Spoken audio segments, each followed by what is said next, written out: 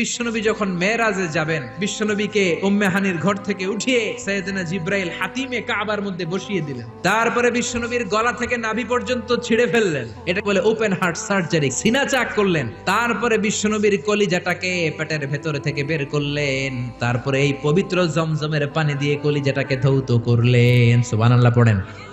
প্রতি বছর লক্ষ লক্ষ হাজী সাহেবানরা আল্লাহর ঘর জিয়ারতে যায়। সৌদি ধর্ম মন্ত্রণালয়ের রিপোর্ট অনুযায়ী 2016-এ হাজির সংখ্যা ছিল মোট 19 লাখ। প্রতি বছর এভাবে হজ করছে। তারা যখন চলে এসেছে প্রত্যেকে 5 লিটার করে জামজামের গ্যালানের পানি নিয়ে এসেছে। প্রতিদিন 2 লক্ষ করে মানুষ উমরা করতে যায়, 5 লিটার করে গ্যালানকে গ্যালান পানি নিয়ে যায়। লক্ষ লক্ষ মানুষ কিয়ামত পর্যন্ত এই জামজামের পানি দূর দূরান্তে তাদের দেশে নিয়ে যাবে। কিয়ামত পর্যন্ত এত পানি পানের পরেও এই জামজামের কুয়ার পানি 1 ইঞ্চিও নিচের দিকে নামবে না। চিল্লায় বলেন আল্লাহু আকবার।